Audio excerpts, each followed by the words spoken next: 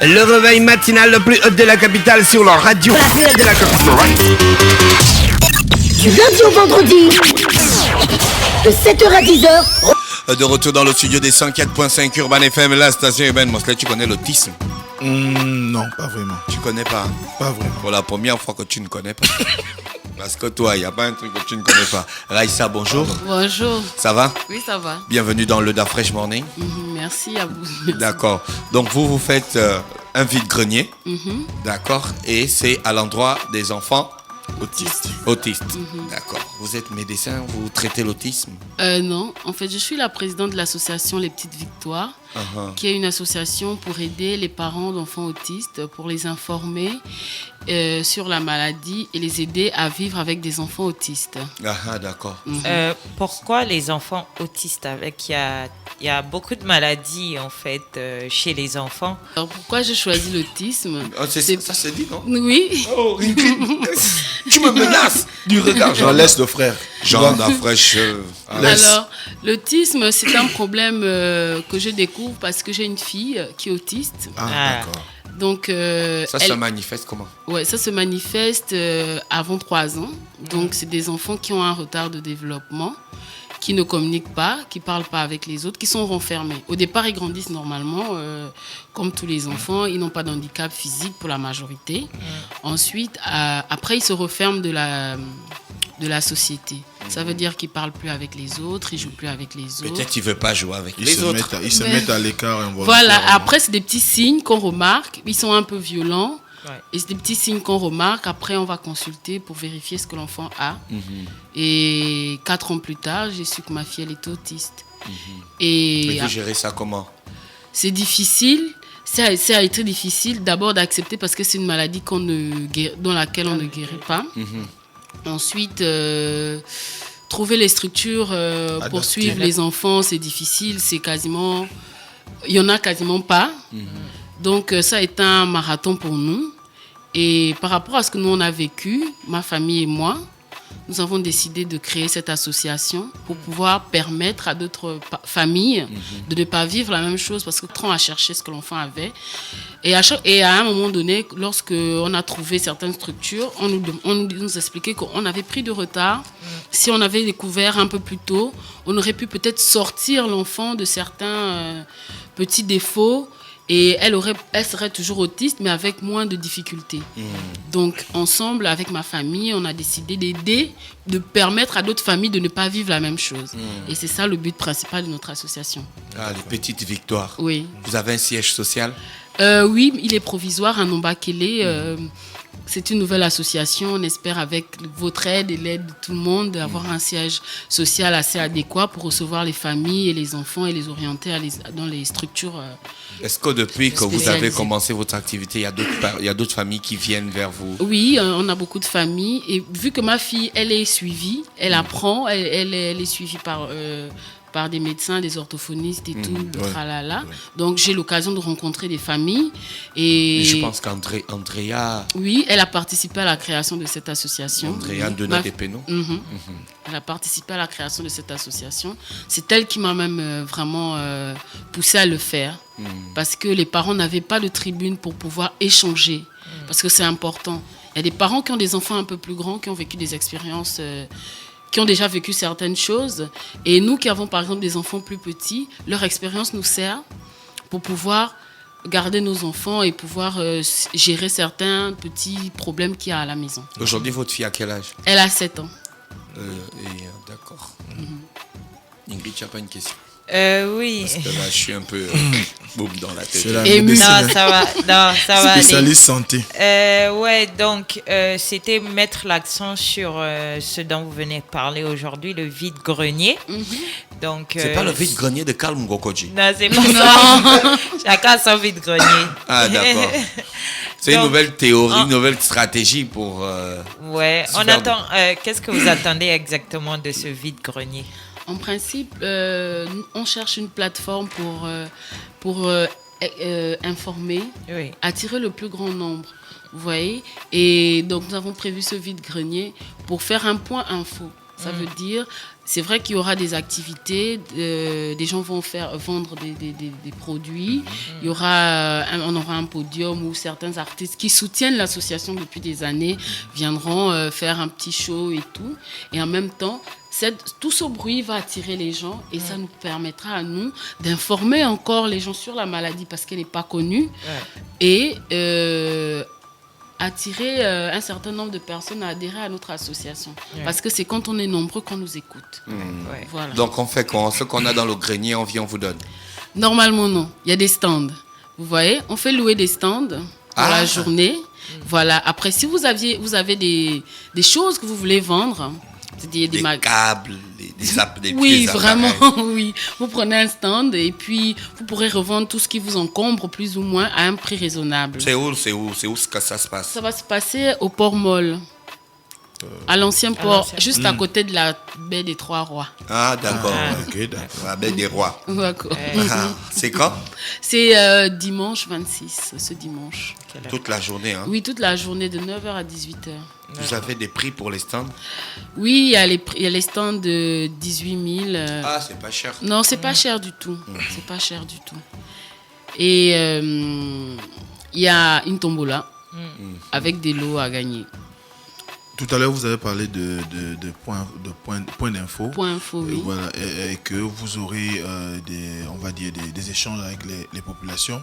Ce seront des spécialistes ou ce sont uniquement les membres de l'association qui vont diviser avec la population? Voilà, en principe, souvent, on est accompagné par des médecins quand c'est vraiment dans un cadre vraiment formel. Mais les gens comprennent très souvent pas le jargon médical. Parce qu'ils ne savent pas l'expliquer. Voilà. Les 6 ans, pour la plupart, trop technique. Voilà. Trop technique. Donc, le bagage de voilà, Donc, souvent, on a remarqué que les parents, les familles, les populations sont plus à l'aise avec nous-mêmes parce qu'on explique avec nos mots. C'est beaucoup plus simple et beaucoup plus facile, quoi. Donc, après, on ne veut pas de cadre formel, on veut que ce soit un échange entre amis, famille et personnes, on va dire, en griffe du même niveau. Est-ce que les enfants, est-ce que vous, les familles qui avez des enfants autistes, voilà, vous fréquentez, est-ce que vous fréquentez, est-ce que les enfants aussi se fréquentent? Bon, voilà, il n'y a pas autistes. Il n'y a pas de cadre formel pour ça, vous voyez. Mais comme je vous disais, ma fille, elle est suivie, elle est dans une école. Elle a déjà fait 2 écoles même. Donc, dans les écoles, il y a un système de groupe d'échange. Ça veut dire les familles qui ont les enfants dans ces écoles-là peuvent se retrouver à une période choisie par l'école pour échanger, discuter. Vous voyez? Et ça, c'est quelque chose que notre association a envie de mettre en place parce qu'on est en train de vouloir vraiment ouvrir un siège vraiment assez bien pour pouvoir réunir toutes les familles 1 fois ou 2 fois par mois ou tous les 2 mois pour pouvoir échanger chacun son expérience, partager son expérience avec l'autre et voir dans quelle mesure l'un peut aider l'autre, quoi. On sait souvent que c'est difficile de suivre ce genre d'enfant quand on est enseignant. Votre fille, par exemple, elle est dans un établissement spécialisé ou dans un établissement dit normal? D'accord. Elle est dans un établissement spécialisé. Logiquement, cette année, elle va aller dans une école normale. Mais ce sera à la fois à l'école normale et à l'école spécialisée. Bon, après, on verra le rythme avec lequel elle va évoluer. Soit elle sera suivie, elle ira en cours normal avec un enseignant auxiliaire. Ça veut dire quelqu'un qui la suit en classe. Donc, ça veut dire qu'elle est en classe avec tout le monde. Mais elle a encore une autre maîtresse avec elle, vous voyez, pour l'expliquer d'autant plus ce qui se passe. Parce que tout ce que vous faites là, c'est parce que c'est votre fille ou bien c'est vraiment parce que vous avez au fond de vous cette envie d'aider les enfants autistes? Je ne veux pas mentir, c'est parce que je vis cette situation. Ah, et je sais vraiment ce que les autres vivent. D'accord. Et c'est vraiment difficile. Et vu que vous moi, arrive de vouloir baisser les bras? Tous les jours. Tous les jours, j'ai envie de baisser les bras, mais je suis accompagnée par des personnes fortes. Voilà, c'est ça. En fait, il faut être soutenu. Parce qu'en réalité, quand les gens ne comprennent pas, ils ne vous soutiennent pas. Et il ne faut pas oublier qu'on est en Afrique, c'est des choses difficiles à comprendre. Donc les voisins, la famille, souvent le regard est critique. C'est mystique. Vous voyez? Donc, il faut avoir quelqu'un pour pouvoir vous dire, c'est pas mystique, je vis la même chose tous les jours. Il n'y a rien de mystique. Regarde sur YouTube, il y a des Blancs qui font la même chose que ton enfant qui est là à Libreville, à Kinguélé. Tu vois, ton enfant n'est pas différent d'un autre enfant. C'est juste qu'il faut qu'il soit suivi, aimé et entouré. Mais nous qui n'avons pas des enfants autistes, là, vous pouvez nous aider à les reconnaître pour avoir un peu plus de comportements qui ne soient pas des comportements du quartier. Voilà, quoi. c'est carrément l'un des principes de notre association. Vraiment changer le regard du voisin. Parce qu'il est discriminant peut-être. Oui. Oui. Souvent, les familles cachent leurs enfants à cause de l'autre. Oui. Ça veut dire que si vous venez me rendre visite, je vais enfermer ma fille dans la chambre parce qu'elle va faire des trucs qui vont me gêner. Et après, vous allez peut-être pas me demander quoi que ce soit. Vous allez aller me critiquer. Ah, celle-là, elle a un enfant manger chez elle et tout. Ouais. Voilà. Donc, moi, ce que je conseille souvent aux familles, aux parents, c'est quand quelqu'un vient chez vous, présentez votre enfant, expliquez à la personne ce que votre enfant a.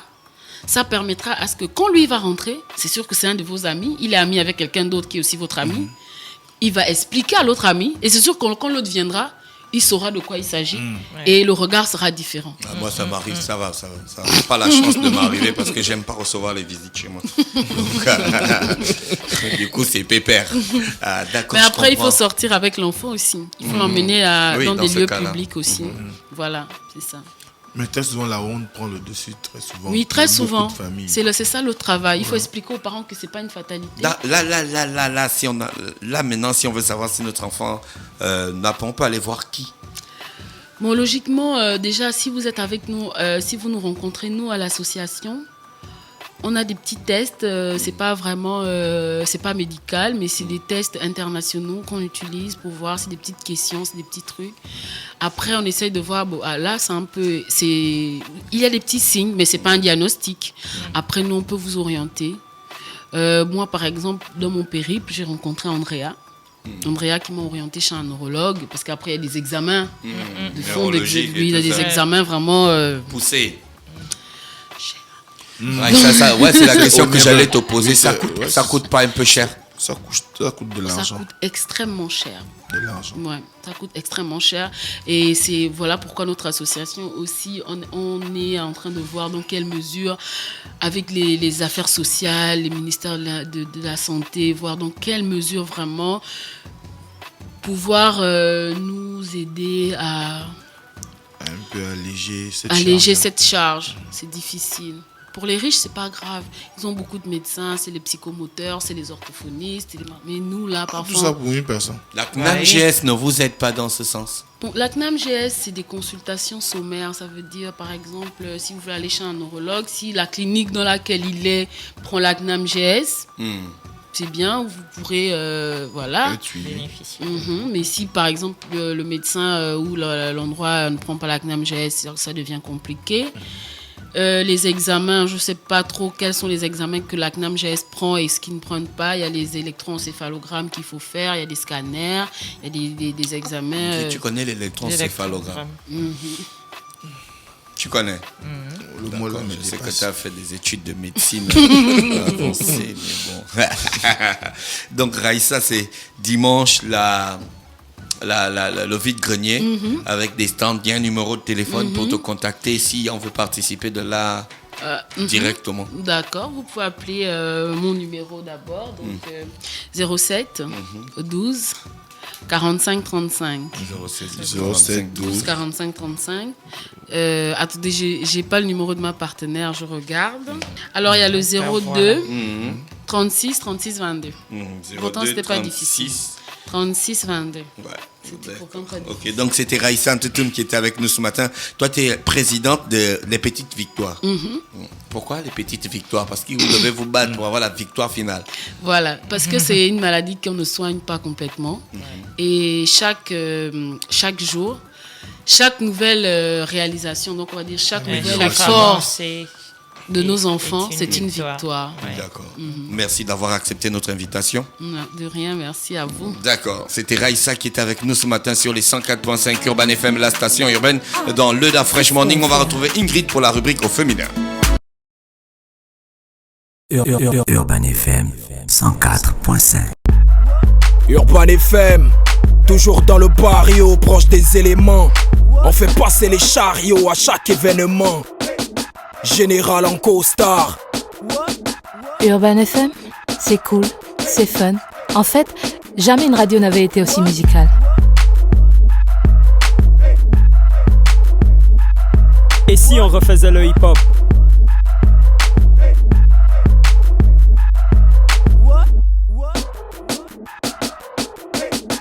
L'équipe nationale de la FM. C'est 100% musique urbaine, c'est notre radio préférée. Urban FM, je te kiffe. Toutes mes exclusivités et toute mon actualité, c'est sur Urban FM. C'est frais, c'est maintenant et c'est pour des générations. Urban FM 104.5.